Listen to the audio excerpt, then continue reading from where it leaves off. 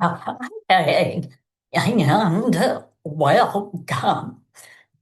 I just wanted to give you a heads up to different things related to this conversation. Number one, you are going to want to hang in there and listen until the very end. Because what my guest has to say will have deep meaning and may even change your perspective. It is powerful. Then if you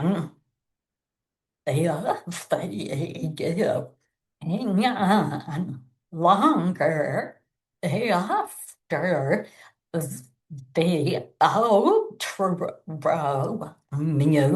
the outro music and message, there's a surprise for you. So tune in, hang in there, and enjoy. Survivors, seekers, and thrivers, welcome to Transcending Trauma, a spiritual odyssey.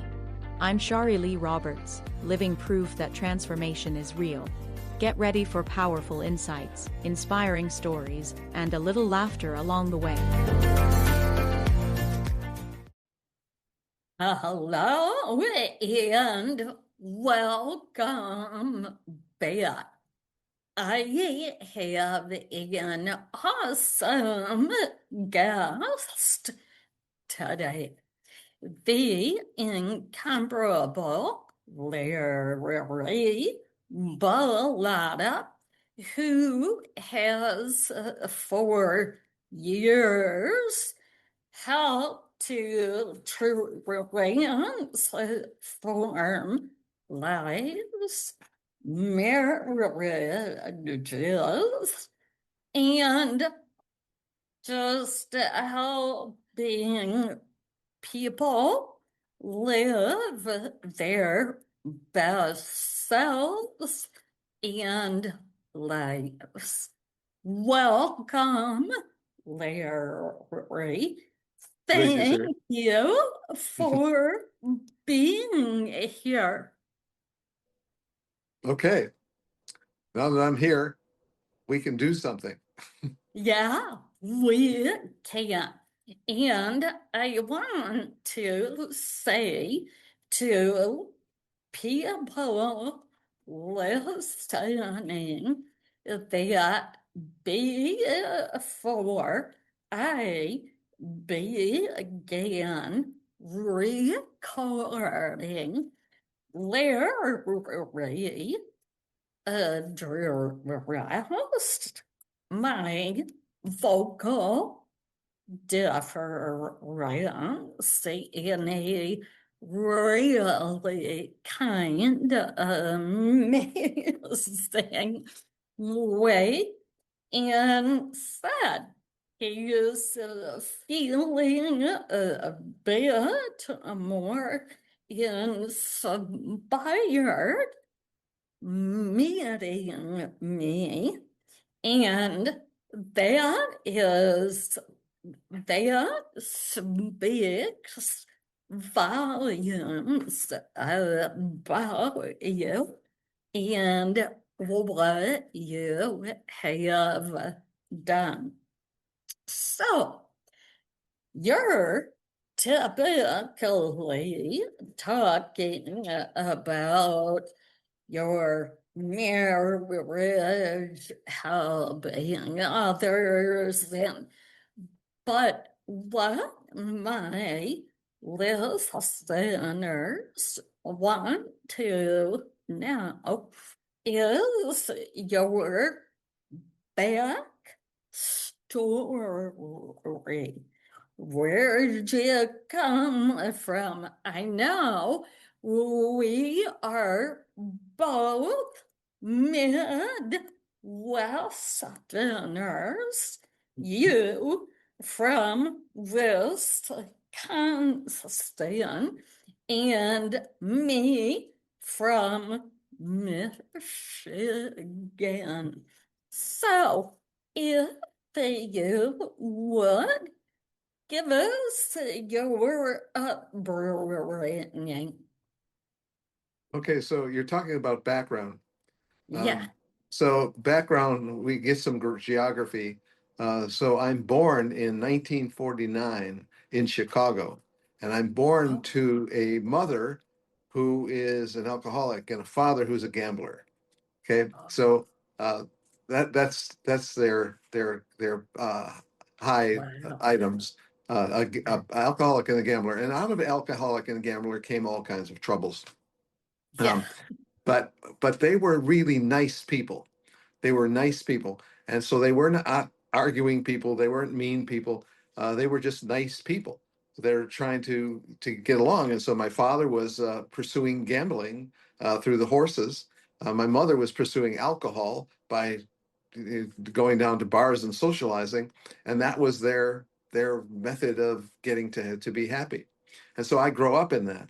And so I have the scale I've been talking about for years.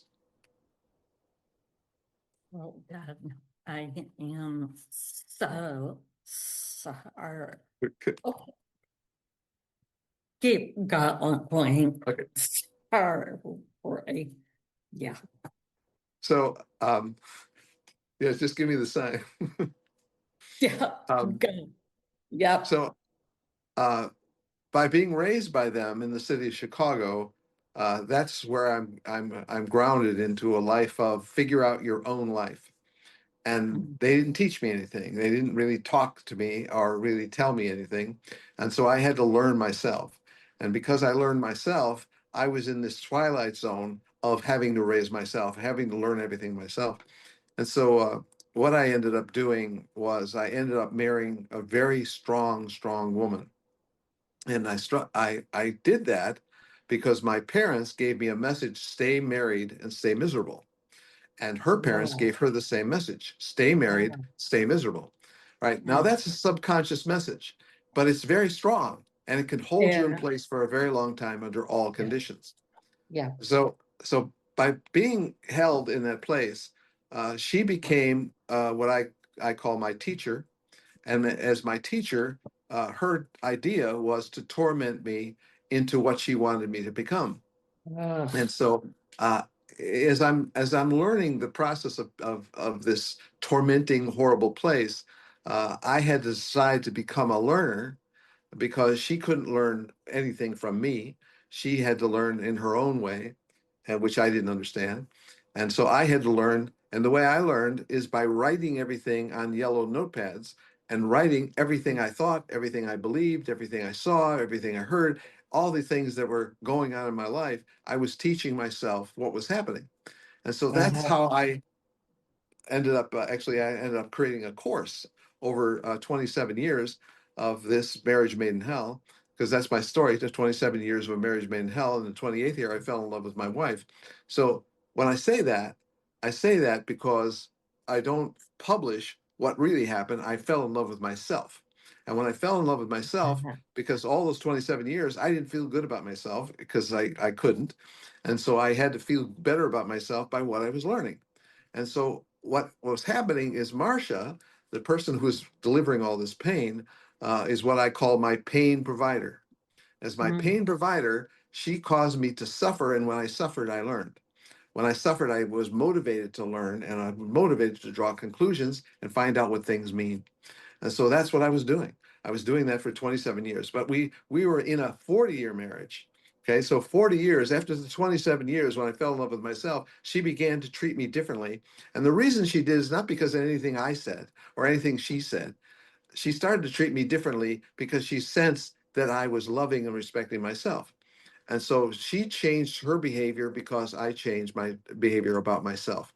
And I started to give off a very different energy, a very Yeah. different vibration, Yeah. a different attitude, a different mood, a different frequency. I was giving off a very different feeling to her. And so she started to act differently. And it wasn't announced, it wasn't pronounced, it was just a very subtle thing that just started to happen. So to give you a historical perspective, I went into that marriage when they impeached Richard Nixon, the summer of 1974. And so that's how long I was in, from the time they impeached Richard Nixon to the time they elected the second Bush. That's how long it was. All right. So Wow. 27 years of a marriage made in hell. Hey, I hope that you're enjoying my conversation. Just quickly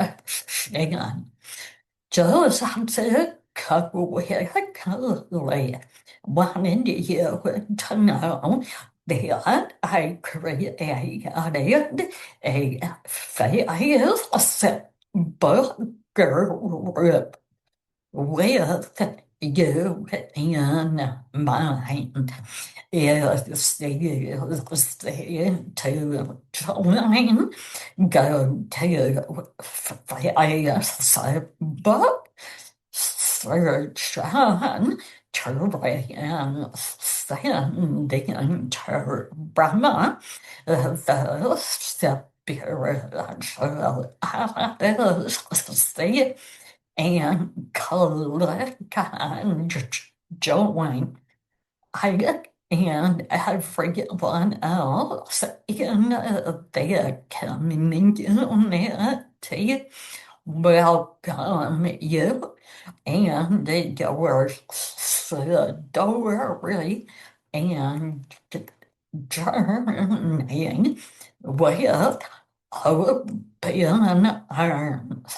But what I needed was I needed pain to learn. And so I teach that now. Teach that nobody learns when they're happy. Everybody learns when they're in pain. Now we all want to be happy, but that's not when we learn. We don't actually conclude anything. We're not motivated to create anything. We need to have pain to learn. So that's what my story is. My story is I'm a person who learned in pain. And so people will ask me, are you a psychologist? And they're saying, really, like, do you have any college degrees to tell me that I should listen to you, is what they say. And so Yeah. I say, well, my degree is I spent 27 years with him in a marriage made in hell, a total of 40 years in that marriage before my wife died in 2019. And when she died, that was the end of the learning. And it was a huge thing that I couldn't see coming. But what I realized is I'm going into a brand new place. I had to learn a whole new set of things, and so I was single for 4 years until I met my next wife, and then I married her. And the reason is because I really believed I needed to be in a relationship. I couldn't not be in a relationship. In fact, I like to tell the story. I made a very bad single guy because I didn't have all the single guy stuff of being single. And so that's a little backstory of I have no, my education is being in pain. That's my education. Uh, Yep. when people go to college, they say they're in pain, but colleges aren't really structured to make your life miserable. What makes your life miserable is a person who treats you badly, and you're treated badly because you give off an energy of treat me badly. Now you don't know that you're doing that, No. but that's why I teach what I call the energy train. And the energy train really is a great way to sum up what's happening to you as a person. Because what the energy train is 7 cars. So my mood, my attitude, my feelings, my frequency, my vibrations, right? The energy train is carrying all your emotion every day, all the time. So imagine the train goes out, unloads all your emotion, all your hopes, all your dreams, all your feelings, all your moods, all that stuff is going out. And as it's going out, the person who receives the train is the person who you love, or your son, or your daughter, or the people close to you. And that energy train is literally carrying all your feelings. And so the person who receives it doesn't even know how to talk about it. They don't know how to talk about all your feelings. They don't know how to say, "Oh, so I see you're worried about something." They don't talk about it. There's no talking involved. So what they do is they receive a feeling and then they make a decision. They receive the feeling, make a decision. So this is the way it works. The feeling comes, it unloads, and they get a feeling and they say, "Oh, I'm not doing that anymore." That's what this decision sounds like. It sounds like, "I'm not doing that anymore. Forget that. I, I, I'm not going to stay here." Right? It's a little decision that they make inside, and they make it because of the energy coming from you. And so now we have the train going out, but now the train comes back. What's the train coming back? It's coming back with all the emotions of that person. And so now you feel what they're feeling, and you feel it, and you make decisions too. Like, "Oh no, now what?" Right? You make decisions that are like convoluted, strange, weird decisions that you don't even know you're making, because you're picking up the energy of that person on that energy train. And so so if you imagine the train's going over round and round, it's going out and coming back, going out and coming back. And everything that's in your feelings are literally being given to that person. So that means there's no secrets. You can't really hide anything because they can feel it. They can feel everything. They can't identify it. They can't put it into words. They can't give explanations, but they feel everything. And because they feel everything, now, like, so in my 27 years of a marriage made in hell, what was I doing? I was falling in love with myself slowly, day by day, month by month. I was starting to feel better about myself. And when I started to feel better about myself, what was happening? The train was carrying new emotion, a new set of feelings. And she was feeling it. And when she started feeling it, she started treating me differently. She started treating me better. And so we'd say, well, she started to respect you, for example. But don't identify words to try and explain what's happening. The train goes out, they feel it, and they make a decision. That's the way of life. The train comes to you, you feel it, you feel that person, and you make a decision. And when you make the decisions, you don't even know quite what decisions you're making, because you're not thinking about a train. You're not thinking there's a train that's going around and around carrying emotion. You don't think that way. So that becomes what you're trying to do is you're trying to change the energy on your train, and you have to teach yourself, how do you do it? How do you actually live the life where your emotions are starting to change what the train is carrying? So I'd add that to my background. Okay. So, um, in order to feel other people's emotions, you are empathic. You can sense others. At what moment back in your journey, what was the catalyst or defining moment where you realize you needed work? Like, wow, if I heal or do my work, this might change everything. So you said defining moments, and I'd like to say there was defining moments, something Yeah, you can actually identify. yeah. So it was a defining moment. Uh, but life is not like that. It's not like defining moments. We would like it to handle defining moments, identify defining moments, explain the defining moments, and we say the lesson I learned in this defining moment was. But that's not how life is. Life is 1 second at a time, second by second by second. And when you stretch all the seconds together, which is our perception of time, we start to realize, like, whoa, what happened?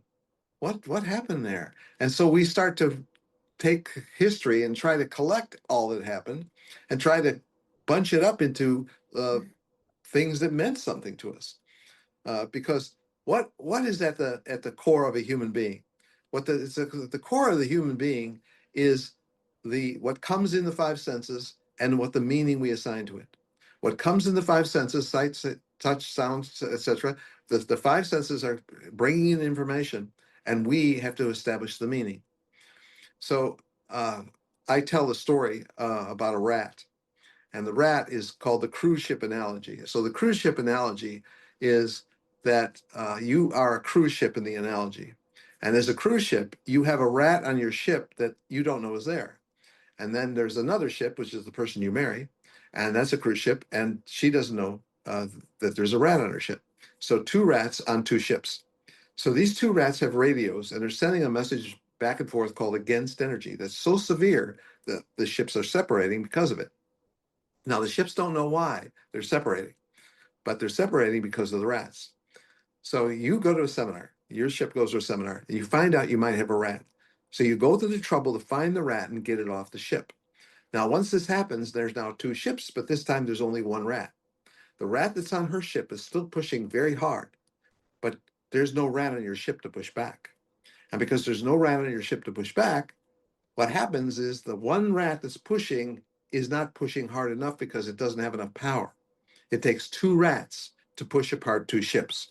One rat can't do it alone. So when we take the example of the rat and we say, well, what is the rat in the story? The rat is the pain of your childhood. And what is the pain of your childhood? Well, that's 10 years. You're awake 16 hours a day. That's about 55,000 hours. 55,000 hours of messages coming in to your subconscious over and over again from the people who raise you. And the people who raise you are not perfect people. They've got faults and problems and struggles. And those faults and problems and struggles all come on you. And they come on you and they land in your subconscious mind.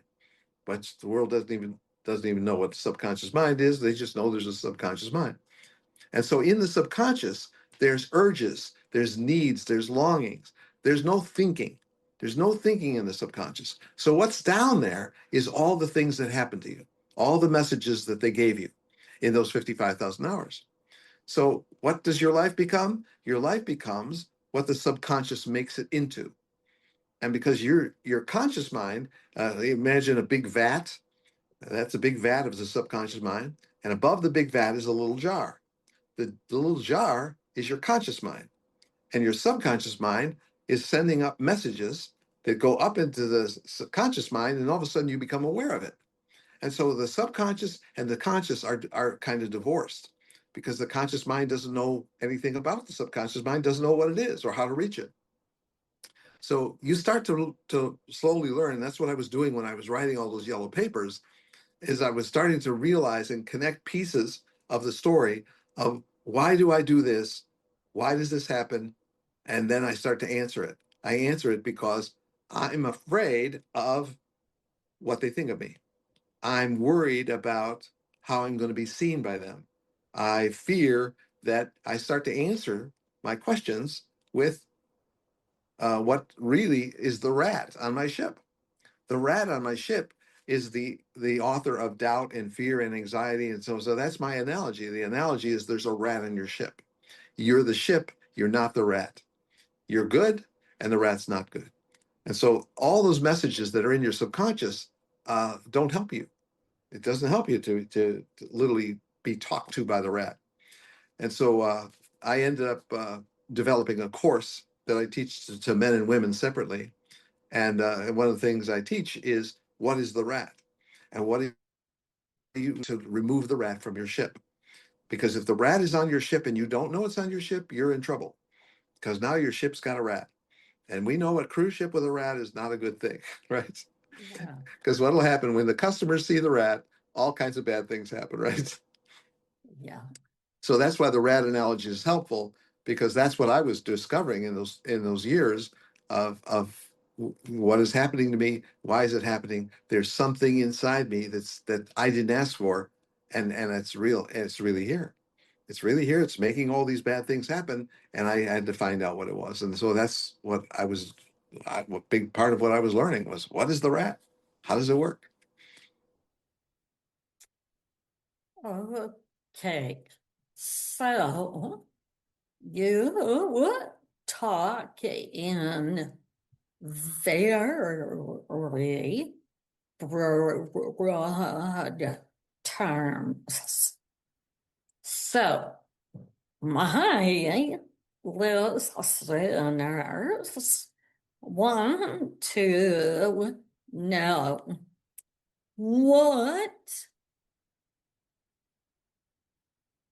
happened when you realized there is a rat. I mean, go deep in personal into your story. I appreciate the analogies, but I want to know, and my listeners want to know deeper, go deeper. You did talk more high level about your childhood, but I still don't have a sense of you, and more of what you wrote in your journals. You're giving me high level stuff, okay? Okay. And having gone through 50 years of trauma, I could also be generic in my story,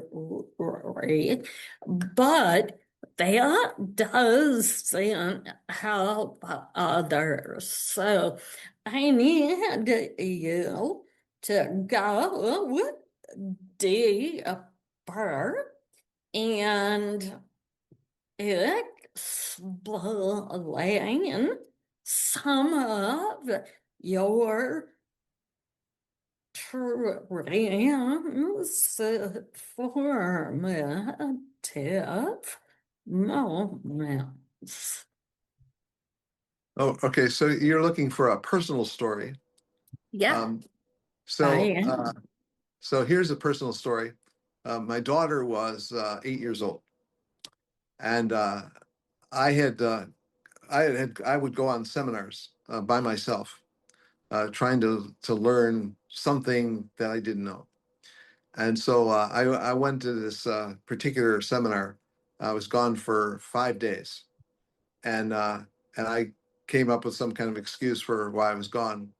But it was a physical transformation seminar in that I had a beard and I shaved it off at the seminar. Okay, now my wife, Marcia, only saw me with a beard, and that's all she knew. And when I showed up on the doorstep, I was clean shaven and she was shocked, and she didn't know what to do except get what she did. She got angry. She got angry whenever she got any kind of thing. So she had anger, or she had normal. Those are her two positions. Yeah. And so she got angry. And when she got angry, we started fighting there at the front stairs. And so the reason I remember this is my daughter drew a picture, and she drew a picture of her crying, holding the railings of the stairs, crying Yeah. and saying, "Stop fighting," Wow. and because we were really fighting a lot. Uh, because she's shocked because she didn't want me to shave off my beard, and Yeah. she was mad that I was gone 5 days, and where were you really? And she doesn't want to hear about any learning seminar or anything like that. And so she was yelling and screaming because she was a fighter. She was born a fighter because that's what her parents did. They fought. My parents shut down. And so we lived in two different styles. I was living in a shutdown value system. She was living in a fighting value system, yelling, screaming, and hitting. Right. Yeah. So yelling and screaming and hitting was what she knew how to do when she got upset. So that's a moment, right? And that defining moment produced this drawing of my 8-year-old daughter uh, that has her crying tears. She's drawing tears as she Wow. holds on to the railing, Yeah. and say, "Stop fighting, stop fighting." And she's never drawn anything like that. Anything like that. When she drew anything, it was simple things, but she was never drew a complex idea of stop fighting and her crying, right? So that really got my attention. So Yeah. in that pinnacle moment, because what I did is I went away for 5 days. And so I went away for 5 days with really no explanation, because Wow. the little simple story I told wasn't believable anymore. Okay, so where were you? I was at a marriage seminar. I was learning about marriage. I was learning about myself, right? She didn't want to hear all those stories. So what Marcia was is Marcia was a wall. When you have a person in your life who's very difficult, who's just they do things in your life that make your life hard, and so there's lots of things that people can do. They can stonewall you. They can reject you. They can talk badly about you. They can blame you. They can criticize you. They can hit you. There are all kinds of things that people can do, right? And when those things are happening, you're under pressure. And when you're under pressure, an amazing thing happens in terms of your motivation to learn what's happening to you and why it's happening. And so when you have great pressure from anybody, you can have a daughter who's pressuring you in some form. You can have a husband, a wife. You can have a father. You can have a mother. You can have some family member who's pressuring you and making your life really hard. And so when I was going through that, I started to see, because I understood the idea of the rat. Um, and so I drew a kind of different analogy to help myself, because I had to help myself from one place into a new place. And so what I call this is the ocean and the beach. And so I'm going to give you what is an analogy, because I use analogies to teach myself things. And so I call this the ocean and the beach. And so in the ocean, there's sharks. And when you're swimming in the ocean, you're bit by sharks because they're faster than you and they can outswim you. All right, so that's the ocean. And the ocean is a place where against energy is generated by sharks. And so when you are against things, you're mad, you're frustrated, you're now blaming and attacking yourself. You can blame and attack yourself, you can blame and attack somebody else, but you're blaming and attacking. Okay, so that's all part of being in the ocean of sharks. So then we have the idea of the beach. And what is the beach? The beach is a place where there are no sharks. Sharks can't come on the beach because they have to stay in the water. So if you're on the beach, you kind of see yourself struggling out of the ocean and getting on the beach. So I'm doing this because I'm trying to find myself leaving one place and getting to another place. So I came up with the ocean in the beach analogy. And so I started to see there's 4 steps for getting out of the ocean. And I define these steps because these steps help me. Because what I'm doing is I'm teaching myself.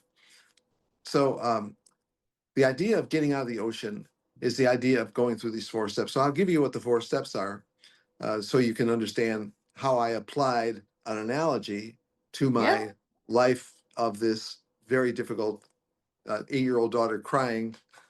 Yeah. So step 1 is called acceptance.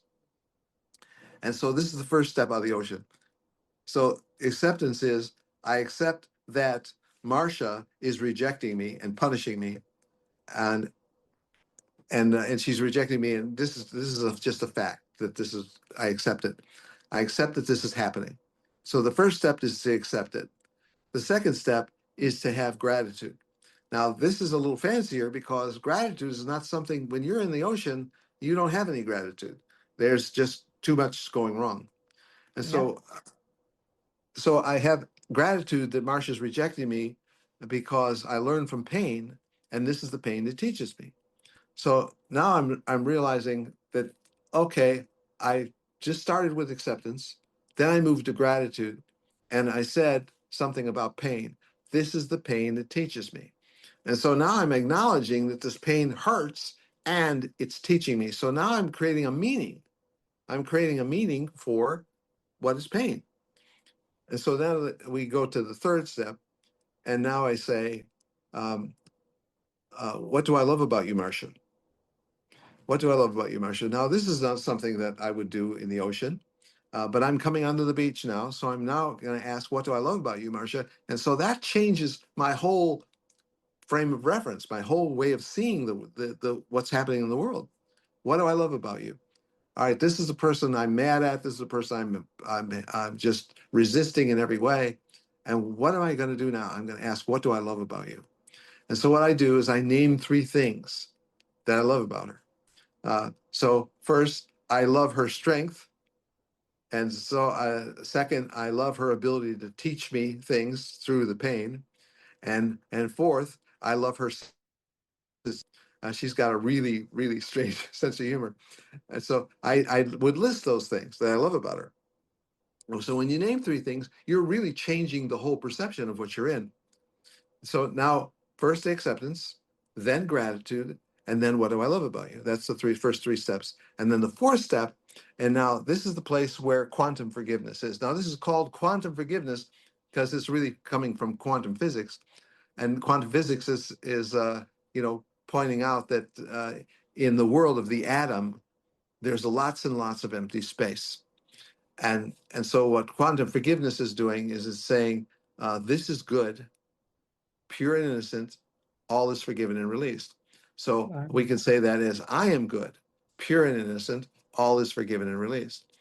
You can say, we are good, pure and innocent, all is forgiven and released.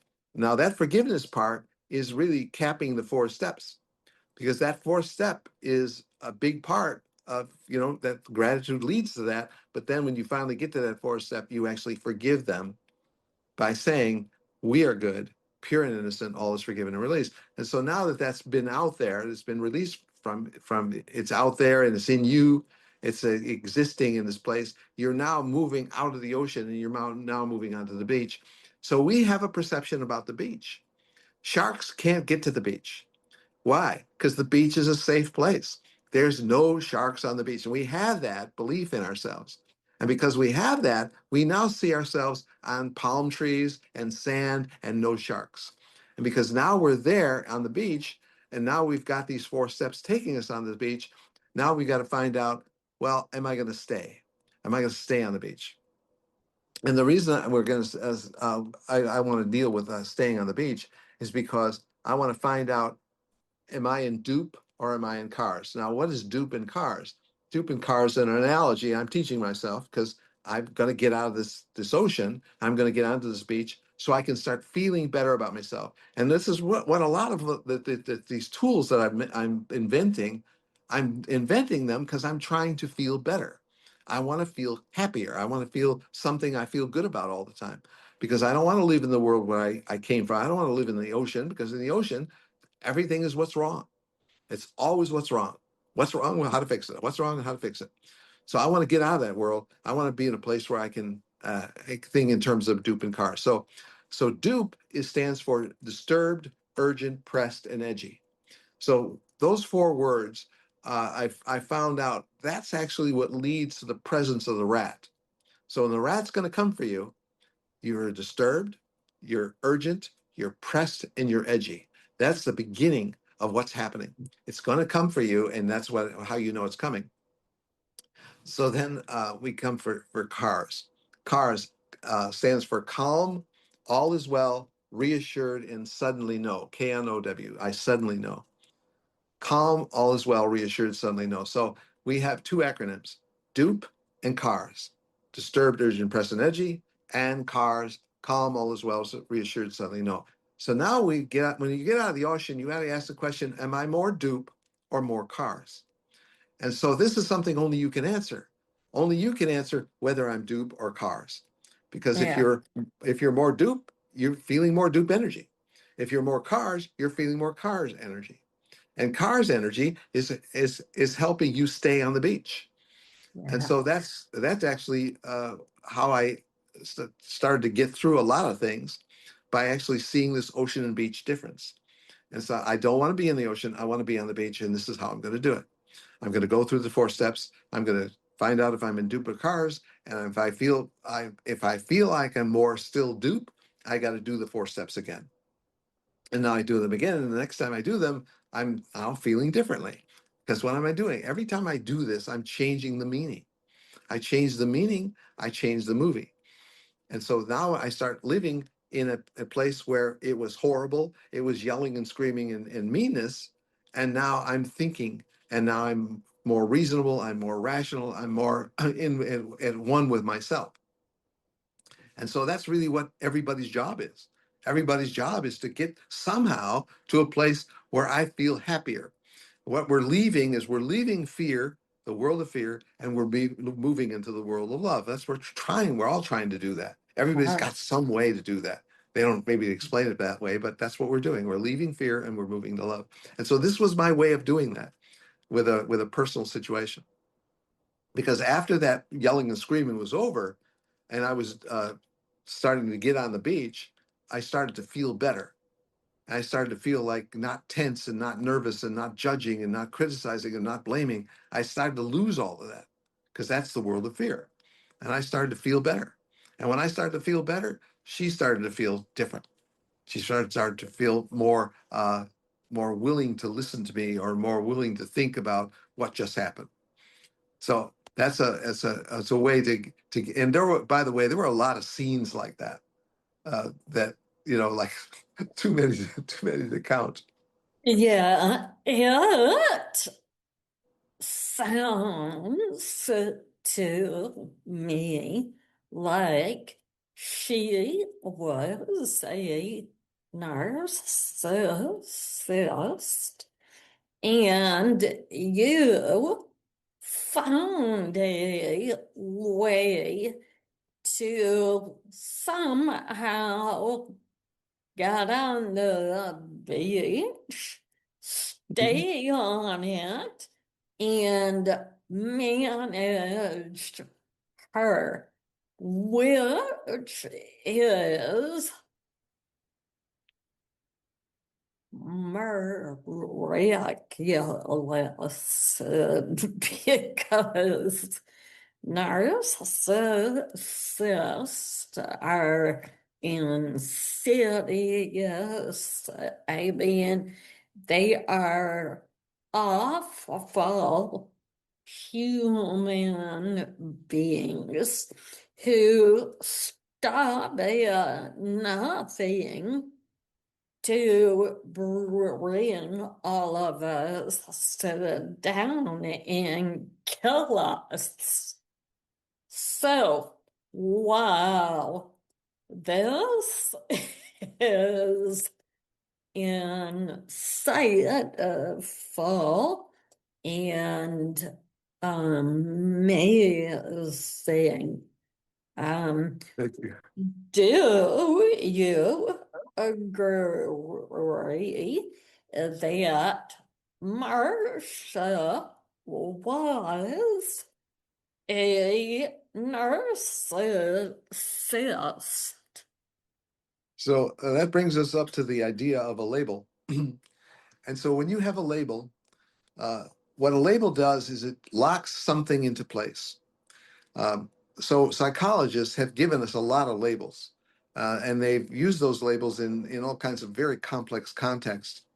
And so in the general public, what we do is we grab an idea like narcissists, which is a label, and it describes a problem. It describes what's wrong. And so when we start to look into the lives of narcissists, lives of you know you know revenge people, in the lives of addicts, and we go into these lives, what we find is these are very wounded children. That's what they all are. They're all wounded children that are doing different Yes. scenarios to Yes. try to live in the world. And so that's what they're Yes. all. That's what I started to find out, when I started, I Yeah. didn't call Marcia a narcissist, but I could have called her a narcissist. But she was too busy calling me a whole lot more names than I Yeah. was calling her. Yeah. But if the reason I stay away from labels is because when I use a label and I put a label on a person, I'm locking that energy into place, and I'm locking that energy like it's not movable. And so it's kind of like, oh, she's a narcissist. That now that label's in place. And and so I might even spend time looking up the meaning of narcissist. I might start looking up the meaning of books, like on Amazon. I think there's 40 books on narcissism, right? So I might start looking for a huge case to understand. That's my point of why I look for something to label, is I look for books to verify that what I'm doing is right. I'm labeling and I'm right. That's what I keep on insisting that I'm doing, right? So I learned that I was doing that. I had a time of labeling, like I had a label called crazy, and I just called all kinds of things crazy, right? Because I was labeling crazy, and crazy stayed with me. It didn't go out there in the world. It stayed with me, and so I kept sticking to crazy, and I kept defining all kinds of things were crazy. Oh, you're crazy. Oh, that's crazy. That's the craziest idea I ever heard, right? I had that idea, and that idea was locking crazy into place in myself. And because it was locking it in myself, I couldn't escape crazy. So one day, finally, some guy was listening to me. He says, "How come you always say crazy? Why do you always use that word?" So, so you know what I said? I said, you know what I said? I said, I don't use that word. I don't think I've ever said that word. I couldn't even hear myself say it. I couldn't even realize I was saying it. But that's how an idea can stick. It can stick so deeply that it becomes invisible to you. You don't even see it. Somebody else has to see it and tell it to you. And so that's what the example of do you realize how many times you say crazy? I go, no, no, I didn't say crazy. I don't think I've ever said that word. But that's all part of Well, the learning process. I um didn't know I was a victim of a lifetime of abuse by narcissists until in 2022, a therapist said, wow, wow, yeah, you are a victim of this. It what created me. And only at that moment could I switch out of victimhood to thriving.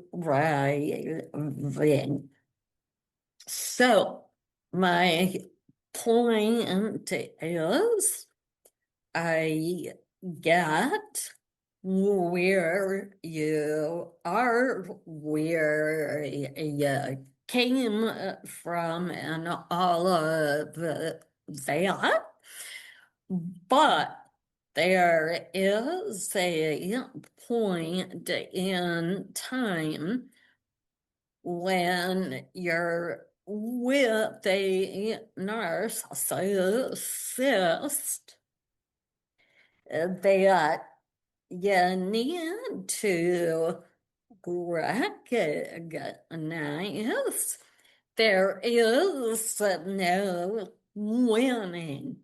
You're not going to win. You're not going to get what you need because the happier you were, the more determined they are to bring you down.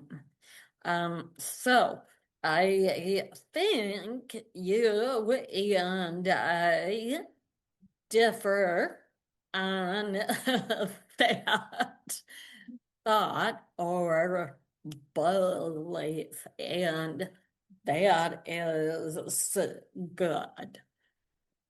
So when you bring up the idea of a narcissist and being a victim, it's almost going together, victim and narcissist. So the narcissist does what a narcissist does, and a victim becomes a person who is victimized by the narcissist.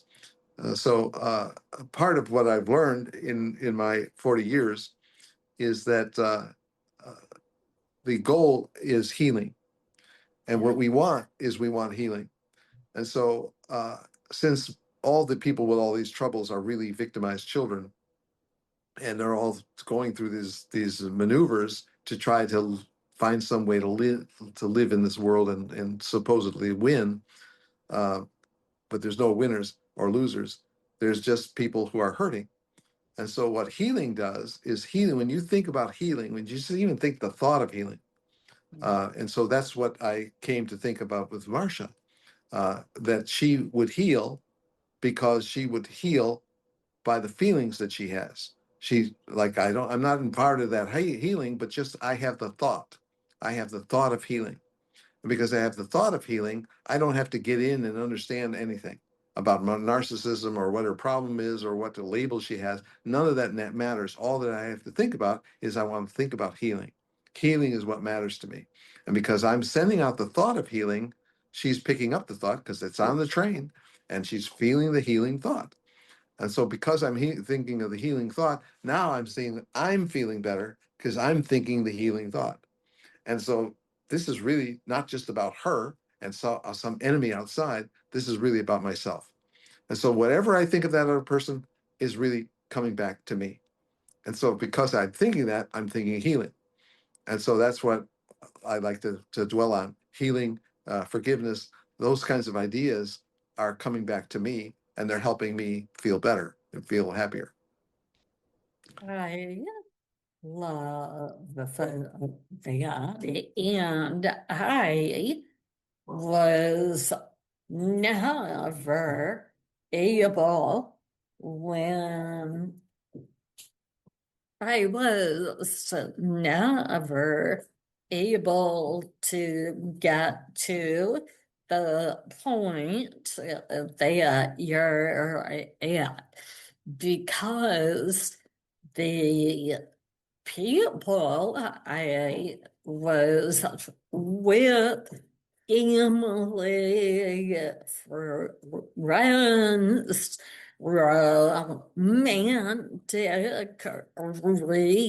relationships, whenever I tried to elevate my energy and move beyond, wow, they went full on hardcore, bring me down.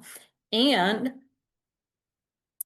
everyone I know who has traveled my road has said the same thing. So, in closing, what are your thoughts about that? Already know what you're going to say, which is amazing and true. And I'd also like you to give any words of wisdom to those that will hear this. Um, I think if I summed up an idea of this, ocean and beach and the rat and all these ideas, um, I think we think we're in a world that's a physical world with objects, and we think there's lots of things here. There's dogs and rocket ships and cars and tires. There's all kinds of things here, we think. But there isn't all kinds of things here. What there is here is ideas. Yeah. Ideas is all that's here. And because ideas is all that's here, I think a governing idea is as you see him, her, you see yourself. As you see him or her, you see yourself.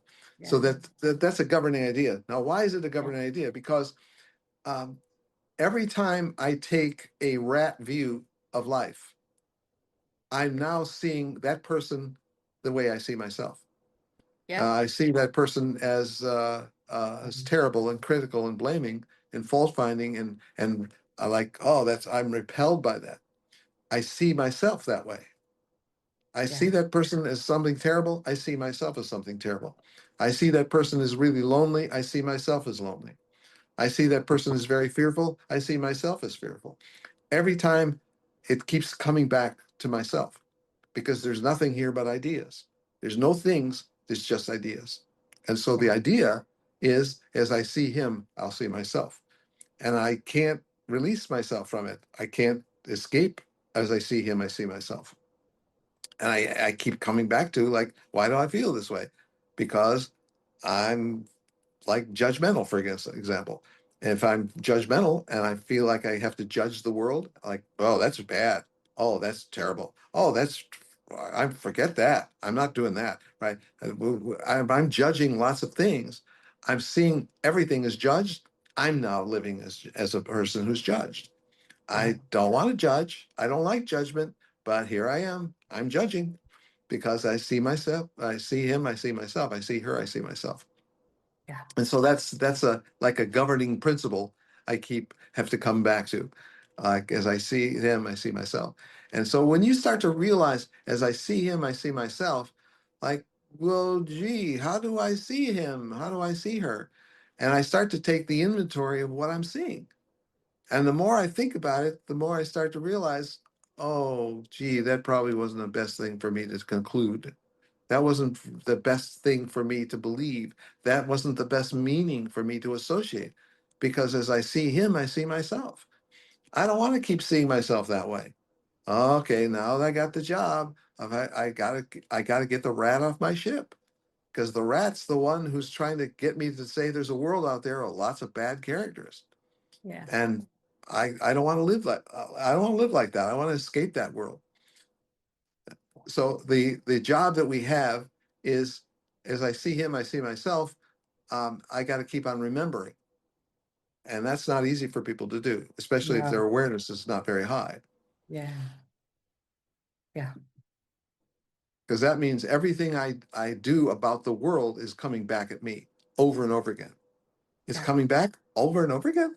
Oh, how inconvenient that is. Yeah, it is.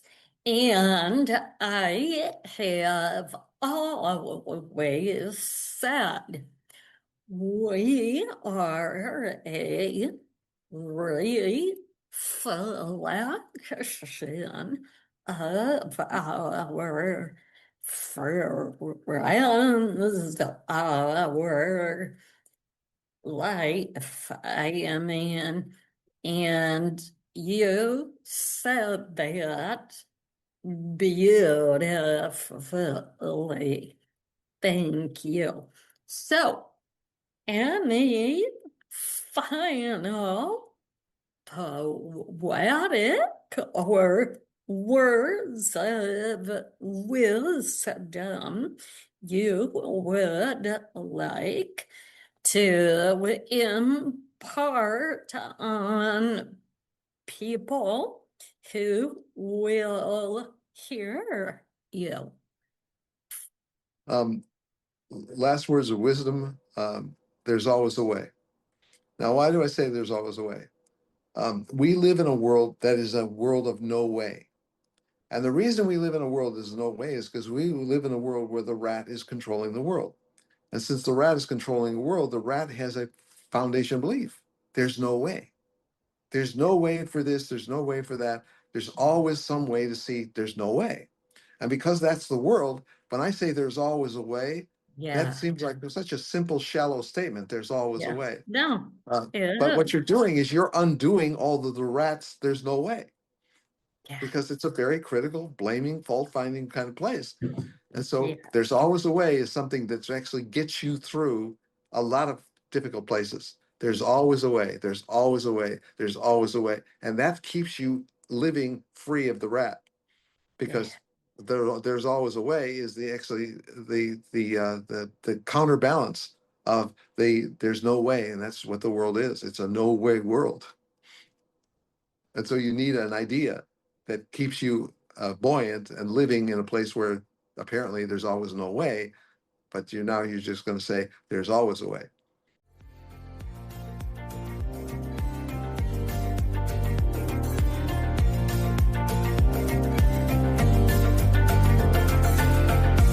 Thanks for listening to this episode of Transcending Trauma, the Spiritual Odyssey.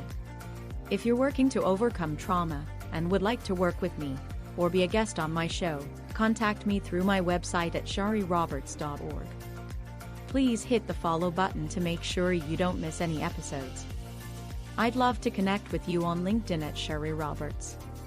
You can find all the links in the show notes. I'd love to hear from you. I'm Shari Roberts, your host, reminding you that you're never alone. Until next time, sending you love and light. Hello. Thank you for hanging in until now. Did you enjoy that conversation?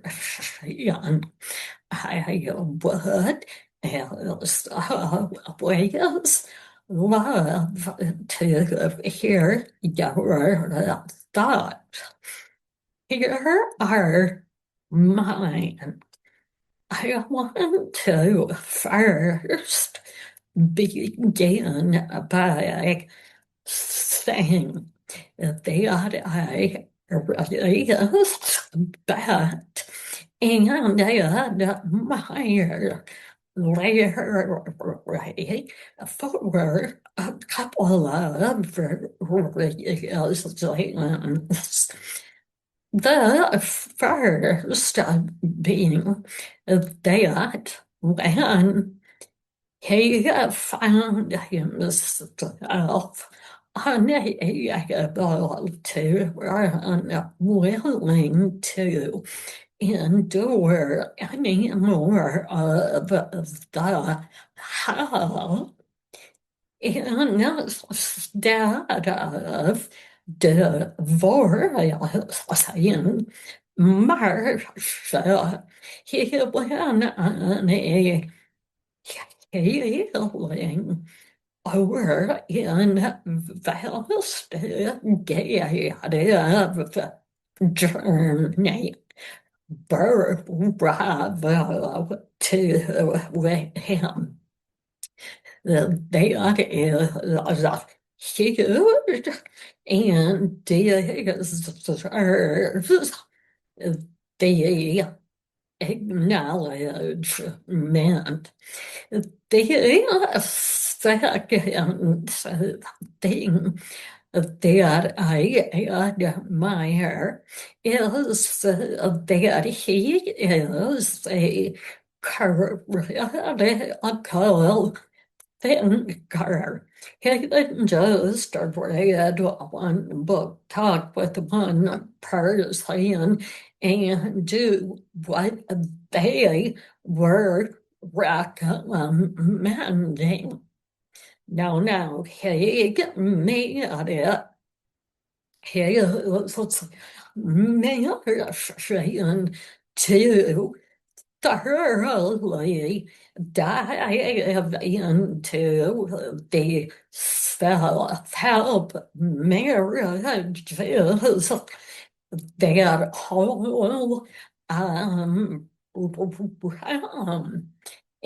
he took away so many important things that ultimately changed him and his ability. All arrows point to the necessity of having self-love. That is the beginning of changing everything within who you are and externally. Now, you can probably tell by my face if you watched the video that to begin with, I was kind of turned off by his analogies and how he just kept talking. It certainly was a conversation, but that is okay. At the point I chose to recognize he was coming at this problem that so many of us have faced firsthand, that it was good to hear how he approached it, how he came to the realizations, thoughts, and understandings that he did. That was wonderful. That then opened my mind to hearing him more deeply on what he went through and what he knows. Now,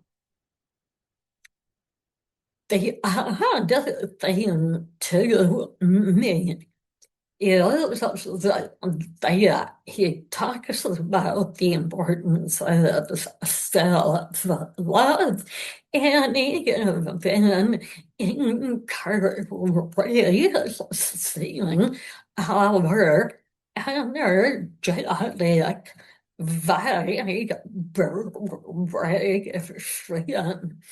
But doesn't seem to have any understanding of intuition, people's ability to take on, feel, and fully understand other people's energies, motivations.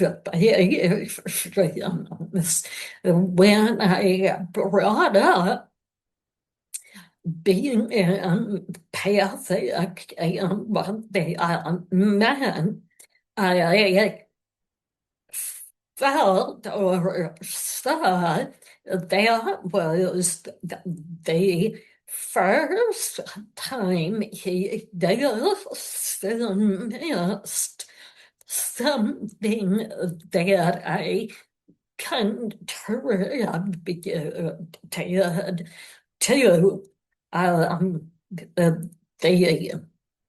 conversation. He kept going as and there was some valuable nuggets within all of that. But I did take issue towards the end when I brought up the holes in his thinking and teachings when it comes to narcissists and their damaging behavior. The fact he told me to not label was annoying at first, but then I took it as a lack of knowledge. Now, Marcia could very well have been a narcissist. Based on what he said about her, if she could have been.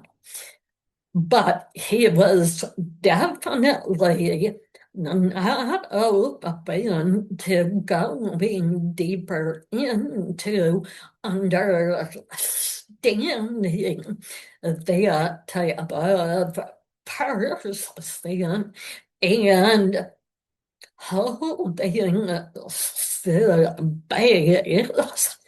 for it in what he is teaching others. Therefore, overall, I felt and do feel that Larry's teachings to some degree are antiquated. I really think it's worked back in the 60s, 70s, 80s, but since the identification of narcissism burying the people who unfairly and inaccurately label people like or as being one when they are not. He really needs to get with it and come up to speed and that to help everyone and to avoid telling the victim of a narcissist to not label to hang in there to just keep raising their vibration, loving themselves because as I told them, they are the fuels, the fire of a narcissist, which causes things to turn bad and go down at work. The being there by thoughts and this interview. And again, I would love your thoughts. Head over to YouTube and tell me what you think. Until next time, love and light.